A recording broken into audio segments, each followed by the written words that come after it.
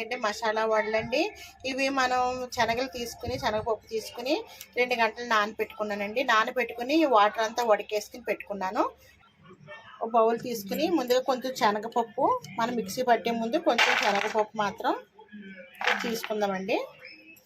Mixie జార్లో శనగపప్పు వేసుకుందాం, నానబెట్టిన శనగపప్పు.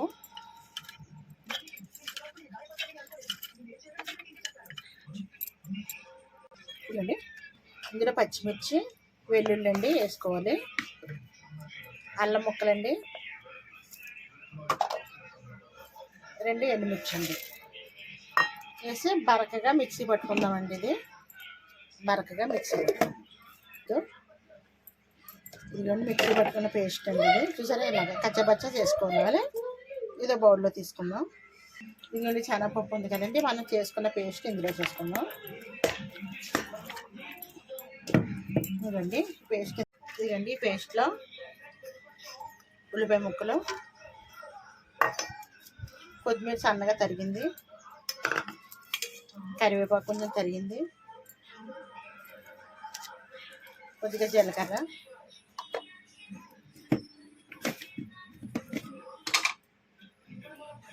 కొద్దిగా సాల్ట్ అండి, కొద్దిగా వరిపిండి అండి. కొంచెం వరిపిండి వేసుకోవడం వల్ల మనకు కరకరలాడుతూ వస్తాయండి. ఇది బాగా మిక్స్ చేసుకుందాం. ఇవ్వండి ఇలాగ బాగా కలిపేసుకున్నాం కదా, చక్కగా చిన్న చిన్న వడలాగా ఎలా చేసుకుని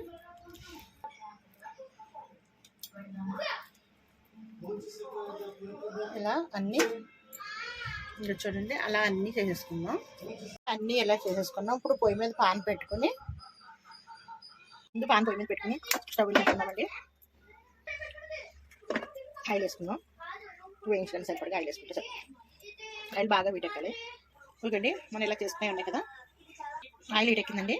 మనం వాళ్ళు చేసుకున్న వాళ్ళు ఉన్నాయి కదా ఇవి.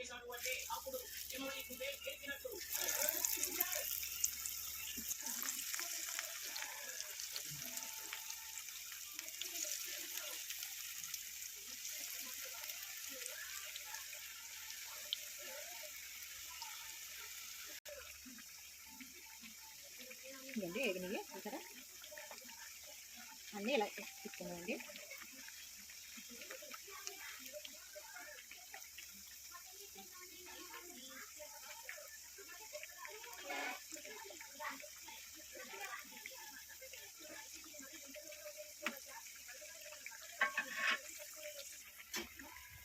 ఇదండి ఎగ్గుని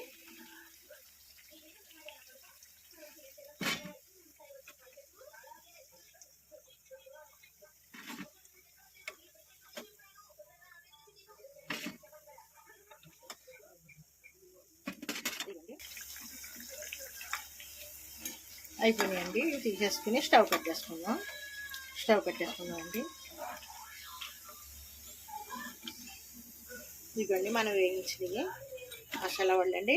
ఓ బౌల్లో తీసుకుని గార్నిష్ చేసుకుందాం. మసాలా వడలు రెడీ అయిపోయినాయండి. మీకు నచ్చినట్లయితే లైక్ చేయండి, షేర్ చేయండి, సబ్స్క్రైబ్ చేయండి. ఇలా ట్రై చేయండి, సూపర్గా ఉన్నాయి. Thank you.